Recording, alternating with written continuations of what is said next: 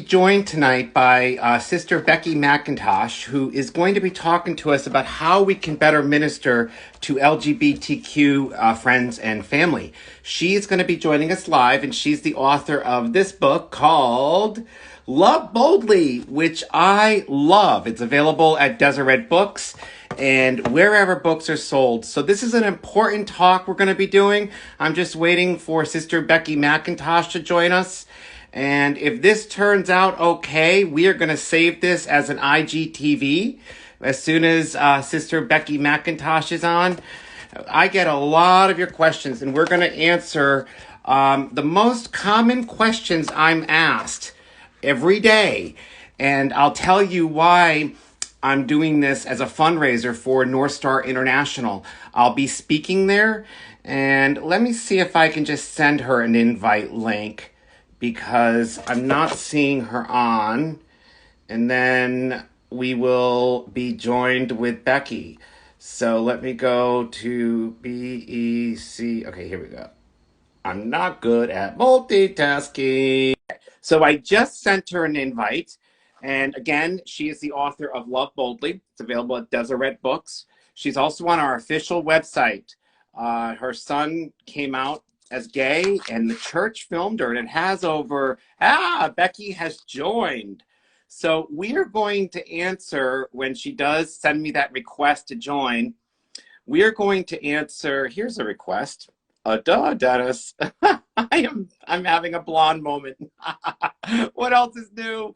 So, all right, so we're going to be talking about how you can minister to LGBT loved ones and family members. And we're also going to be talking about North Star International and what they do at North Star and how important it is for us to be aware of this. So, Becky, I did send you an invite to join. I'm just wondering where you are. Here we go.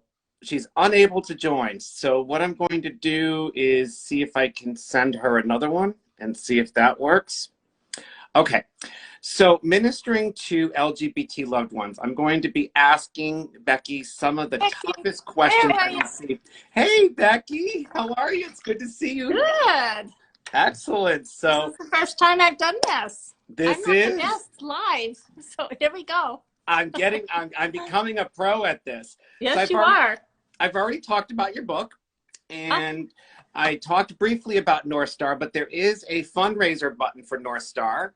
So I basically just explained, we're going to talk about some of the toughest questions I receive in DMs on these. So why don't you briefly tell us about North Star? Well, let me tell you a little bit about myself. Holler. Involvement in North Star. So yeah, I think Dennis said I am a parent. I have 7 children. They're all grown, and right now we're empty nesters. And our middle son, our 3rd child, Sean, he came out to us in 2012 when he was 24 years old.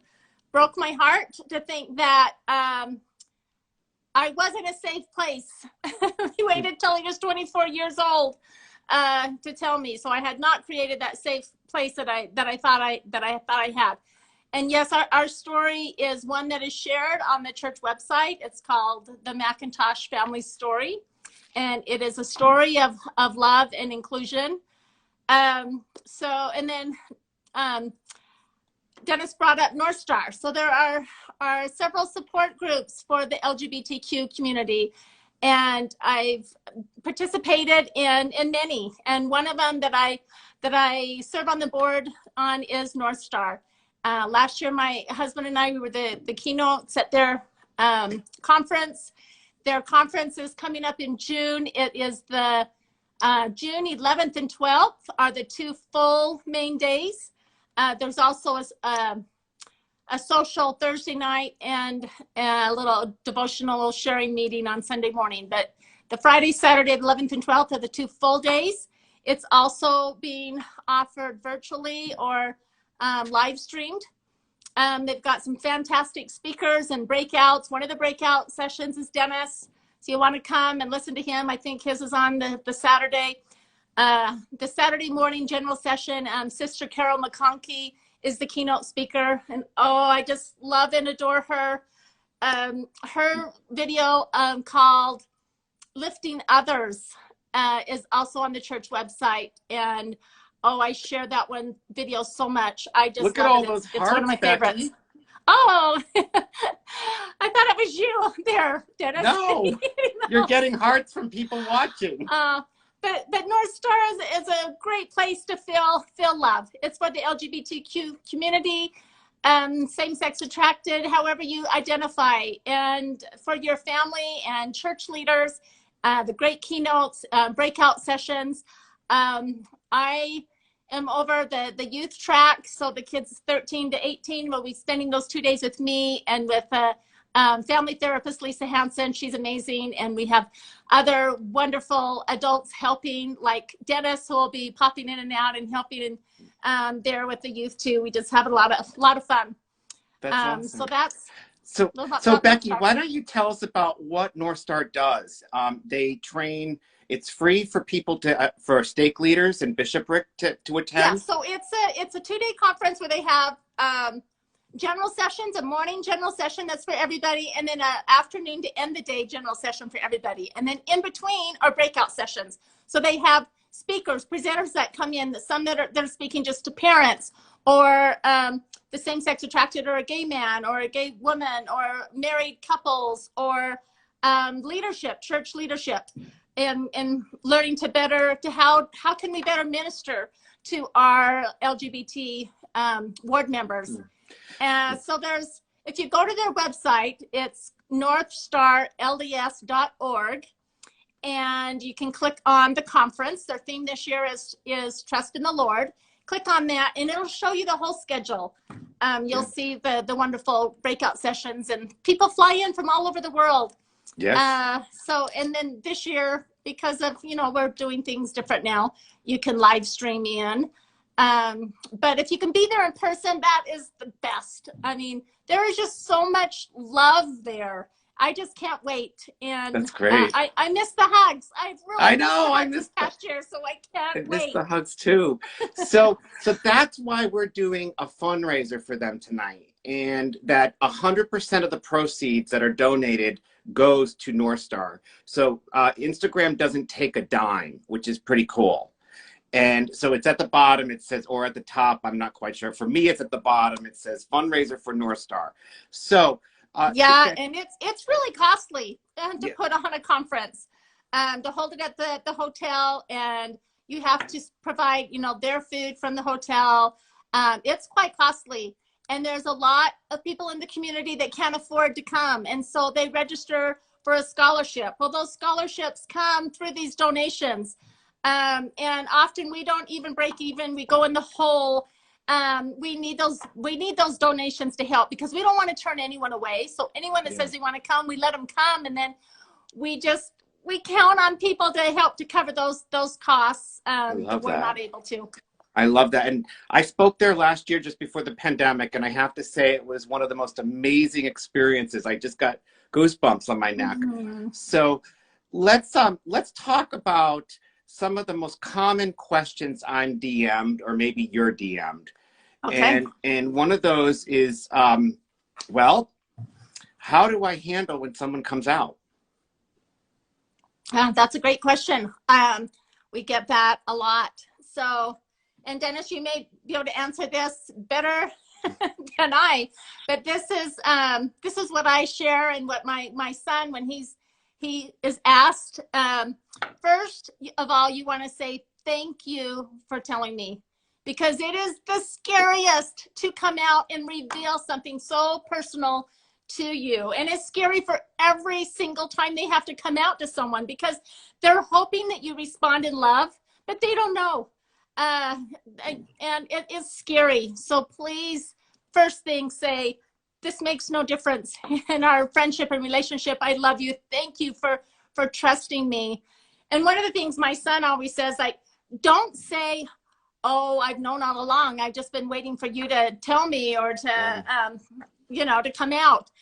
Don't say that. Even if you have thought that for years, you don't want to say that, because that person has been trying so hard to keep this part about them secret. And so then they're wondering, like, what clues did I give? Oh my gosh, was it the way I walked, the way I talked? So don't ever say, oh, I already knew that. Yeah. So just And thank them and let them know that they are still loved, that this doesn't change your relationship, and ask them, how can I best support you?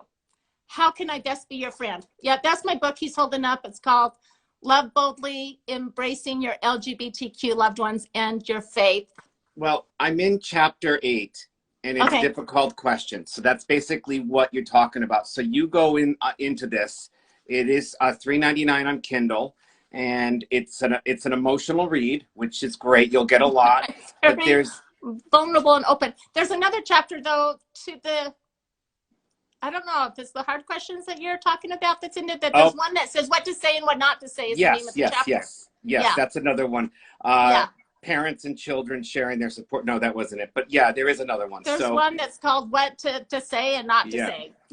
So, all right, so let's go on to some of the more other questions I get. Should I attend a gay marriage? Good question. We get that a lot, and I wondered that. What if my son gets married? Do I attend? And guess what? My son did get married, and yes, we attended. But let me tell you the experience that happened to me. My husband and I, we were invited to our first gay wedding. And as we walked in, had round tables. We were eating a lunch before the ceremony. And we went and sat at this table. And as we're going around getting to know each other, I asked the one gentleman at our table, I said, so which groom are you here for? That groom or this groom? And he said, actually, I know both of them. I'm their stake president. I love that. I just thought, this is so neat. Hallelujah. That's the stake president was there. And then he said, and see that the man that's over there seated at that table, that's his bishop, and see the man that's sitting over there in that table, and then that's his bishop. Yeah. And Becky, oh my goodness. That is exactly what Jesus would do. That is exactly what Jesus would do. And I almost made a huge mistake just a few weeks before my endowment with presidential approval. I did, my best friend of 30 years got married, and I almost didn't go. And I told my stake president I wasn't going to go. And he said to me, son, what would Jesus do? And it was one of the most blessed experiences to be able to go. And that's what I say to people every time they DM me. I don't want to support that because they feel it's against the doctrine of the church. But we're gonna get into that in a little bit. I'm so glad that he encouraged you to go, because we want to celebrate each other's special days, and they know your values, they know your faith beliefs, and for you to show up for them and show that love means the world to them, because most important is that relationship, that key. And like what you said, what would Jesus do? Jesus was the greatest example of love and inclusion. And Becky is actually serves in the stake presidency as a stake presidency, stake Relief Society. Stake Relief Society for YSA. And I'm sorry, I just got flustered because my selfie lamp went out. So, but at least I'm not going to have those rings in my eyes. But so she is a full temple recommend holder, both her and her husband Scott. And I basically I want to share about the rainbow flag, and a lot of people think that Segways is a segue for the adversary. What would you have to say to that? If you see someone that has a rainbow flag, ask them what it means to them.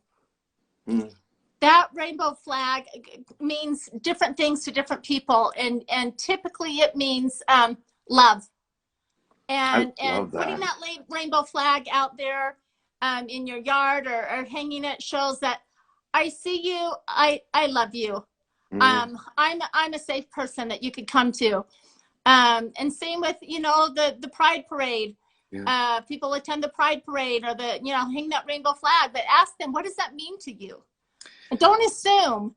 And if you don't want to hang one, that's fine. But I hope you're showing through your actions and words to those around you that you love and care about them.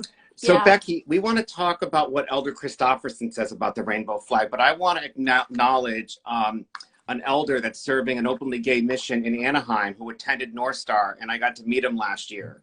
And he's on right now, Elder Carpenter. He says, hi, Dennis and Becky. Oh, hi, Elder Carpenter. I know.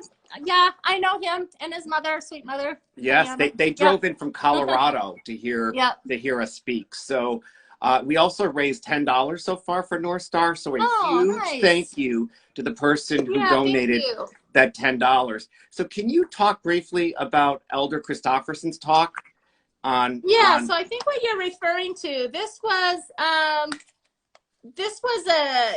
an interview with him. The reporter asks, let me see down here in the footnotes. It says when this was. It is in here. It's also in my book, and I have it footnoted with where you can find that. But this, the question that was asked to him by the reporter was, can someone support gay marriage and keep their temple recommend? So the reporter's question was, what about members who support same-sex marriage privately among family and friends or publicly by posting entries on Facebook or marching in pride parades or belonging to a gay-friendly organization such as Affirmation or Mormons Building Bridges? Can they do so without losing their church membership or temple privileges? And Elder Christofferson's response was, we have individual members in the church who have a variety of different opinions, beliefs, and positions on these issues and other issues. In our view, it doesn't really become a problem unless someone is out attacking the church and its leaders. If that's a deliberate and persistent effort in trying to get others to follow them, trying to draw others away, trying to pull away, if you will, out of the church or away from its teachings and doctrines. The rest of that isn't on here. But that's okay. Yeah, that's it. Oh, so, here. Oh, so here it is. Let's see. So the reporter said, so would supporting gay marriage threaten someone's membership in the church if they went out and say, okay, that's what I just said, Facebook, Twitter, duh. His response, that's not an official effort to attack our effort or attack our functioning as a church, if you will. Reporter, so members can hold those beliefs even though they're different from what you teach at the pulpit? Elder Christofferson, yes. Our approach in all this, as Joseph Smith said, is persuasion. You can't, he said, you can't use the priesthood and the authority of the church to dictate. You can't compel. You can't coerce. It has to be gentleness, persuasion, love unfeigned, as the words are in the scriptures. So I need to memorize that. And you were getting a ton of hearts when you were reading that. So thank you for that. Now, Becky, how can someone be gay and a member of the Church of Jesus Christ? And that's a full temple recommend? How could that be? I know so many members in the church that have come out and that are active members of the church, and unfortunately I know a lot that have left the church, but there are a lot of wonderful same-sex attracted LGBTQ members in the church and serving, such as Dennis, and they are. I'm in the Elders Quorum presidency, and I've been a ward mission leader for my first calling, and I'm never going to be released from that calling. No, you're not. And Elder Carpenter says that's a fabulous question that Dennis definitely asked. So, Becky, I wanted you to answer that because it's just they hear from me all the time. So I have that. Yeah. Just 1 second. That's fine. I'm going to talk. We are still. You talk while I'm looking up something. We have $10 that we are so excited. Every dollar counts for the donation for North Star because they support the values of the Church of Jesus Christ of Latter-day Saints, and they also teach stake presidents and leaders how to minister to LGBT members. And we just had somebody say, we love you, Dennis. Well, we love you back. If you're not following my friend Becky, you can click on follow because she's in this video live. And please, she posts everything inspirational. And she also has a private, secret, hidden Facebook group for No. people that she hosts a her and her husband Yeah. host an FHE at their house And for it's secret and LGBTQ. private because we want to keep it safe. Yeah. But if you live in the area and you want to attend or attend virtually, you can reach out to me. And this past year, all our family home evenings have been virtual. We're hoping to be able to start them up in person again. They're amazing. Just a lot of fun. The spirit is there. We sing. They sound like they should all be in the Tabernacle Choir. It's They beautiful. do. They do. Dennis has been a speaker at one of our family home evenings, so yeah. I was jealous. There's great tacos that night. Oh yeah, So, and I serve dinner. Yes. Yes. And it's always a taco buffet, the same thing, because I y'all, can make those lots of it. two are truly ironic. So many wonderful stories come from those two powerhouses right here. That's from Elder Carpenter and his companion serving an openly gay mission in Anaheim. And he was actually an answer to his mission president's prayers, which we just had an LGBT convert that took place in the ocean on Catalina Island, which was, and cool. Elder Carpenter was there and he was in the circle. So that is so cool. And we want to clarify, he's not serving an openly gay mission, but he is serving a mission, and he's out. So like his mission president and the missionaries, the elders know that he is same-sex attracted, and they've had him speak and share his experience, what that is like, and I'm sure he's been asked, like, why would you choose to go on a mission? You know, and to hear his testimony, it's just so heartwarming and strengthens my testimony. And he's just, he's awesome. Yeah. He's out as openly as a gay missionary, not serving a gay mission. Yeah. Becky, I'm glad you're on with me, because so many people hear me and I have, you know, I'm dyslexic, so a lot of times I get things confused. So I try to say one thing and it comes out as another. So I'm glad that you're here to clarify that for me, because I've gotten myself in a little bit of hot water before. So Becky, what's your advice if somebody says to you that they're coming out? I think we kind of talked about that a little. We did. Yeah, like, thank you for telling me this. Yes. And how much that you love them, and ask, how can I best support you? So ask them, let them share their story, and just make sure that they know that you love them and you're going to be there for them, and thank them for trusting you with that. So one of our closing questions, how can we make people feel safer in our church? Yeah, so one of those ways just happened to me on Sunday.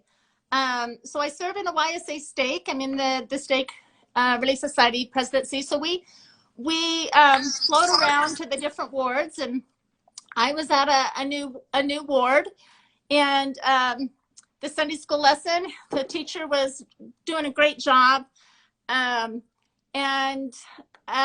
you know, part of that lesson was talking about that marriage between a man and a woman is ordained of God, and which is a truth. But there were some other comments that were being made, and how the gays and that community is attacking that marriage, and my heart was just pounding, because I knew there had to be people in that group that had LGBTQ loved ones. And so I raised my hand and I said, you know, some of you may know me, but if you don't know me, yes, you know, I validated that marriage is ordained between a man and a woman, and that is the ideal, but that's not the reality for everyone. And I said, in my own family, my son is married to a man, and I said, he married a returned missionary. It's what I prayed for, my kids to grow up and marry a returned missionary. That always, you know, kind of brings a laugh, but that's my reality. But I said, you know, this is the reality of so many families. And we need to make sure that we're loving and including them, and that they know that they're a part of the family circle, and that they are welcome to come to church and they can sit by us. And I said, the attack that's coming from the adversary is to divide families. It's to divide ward members. It's to bring that contention in there. And it's to separate those families. But the Savior's way is to love, and include. And an example that I always like to use, and I included in my book, is the example of the Christofferson family. You know, Tom Christofferson, that's Elder Christofferson's gay brother.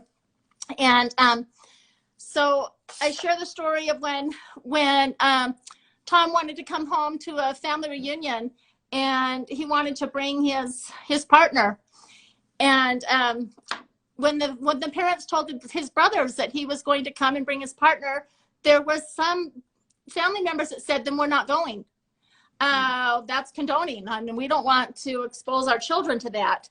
And so Tom's mother said, Tom, can you just come to the reunion this year alone so that we can have a family council and figure this out? And so he did. And at that family council, and this story is also told in Tom's book called That We May Be One. But the mother, you know, they called the family together. There's 5 Christofferson brothers and their spouses. And the mother said, we may not be perfect family, but we will be perfect at loving. And we will love Tom and whoever Tom loves. And what this will teach your children and our grandchildren is that nothing they could do can put them outside the family circle. We will be a family of love. And Tom said they did. Moving forward, his family, they embraced him, and they embraced his partner that he was with for, you know, over 20 years. And they loved him. Yeah. And Tom Christofferson's, Elder Christofferson's brother, came back to the church because at a family funeral, it was the first presidency, and the general authorities were hugging him and saying, you always have a home in our church. And he was excommunicated, and with his partner, he had asked for his name to be removed when he came out to his family. He had asked for his name to be removed. He felt that would be more authentic, and it was a long journey for him. That moment you're talking about is one that he shares in his book, but it was a long process, because when he started going back to church, it wasn't to join. He just wanted to go and fill the Spirit. And the Spirit is a powerful teacher. But what was most important in his story was not that he made full circle. We love that he made full circle back, but that's not the what he wants emphasized in his story. The emphasis is on love, how his parents and his siblings, they just loved him, and his bishop and stake president, their goal was not to have him baptized, but to keep him coming back, that he knew that he was loved. And that love is so key. So when the adversary is fighting to divide us and divide families and divide friends and divide people in the ward, you know that's not the Savior's way. We want to create unity and love, and Well, you're getting a lot of. Going back to the question of how you can make that safe environment, it would be, and I got sidetracked sharing what happened on Sunday. It's all good. But like when you hear something that you know could be offensive to someone or hurt someone's heart, raise your hand and turn it back to love. Share your story from your heart. Yeah. After that meeting, a girl in that Sunday school class came up with just tears streaming down her face and hugged me, and she said, thank you so much for your words. I was about to get up and walk out of the class, and then you raised your hand and shared what you did. And then another person came up and thanked me, and he said, thank you so much. I have a friend that I brought today that just came out to me 2 weeks ago, and I invited him to come to church with me today. So he said, thank you so much for what you said. So you just, follow the Spirit and take those opportunities. Don't be, angry and thinking, oh, this does not sound kind and loving, or they're not, speaking the truth, or what's really what the gospel teaches. Raise your hand and share your your thoughts and your feelings and share your stories so that you can create that safe environment. Becky, this brings me to share something. You know a lot of what I go through or what I get, and I don't receive contention from members in the church, but I often tag you in posts or in comments when people say, I want to go to church so bad, but I feel judged.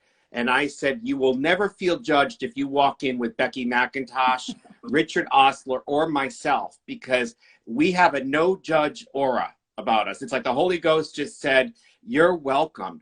And so when you return to church with your son, with your daughter that had short shorts and something else, your son, I read about that the other day when I was reading your book again. I shared that story in my book about that. Yeah. And you sat with them with your arms around both of them. I had one arm around my unwed pregnant daughter and my other arm around my gay son, whose boyfriend was sitting on the other side of him. Yeah. And tears started coming down my face because they had come that day on their own accord.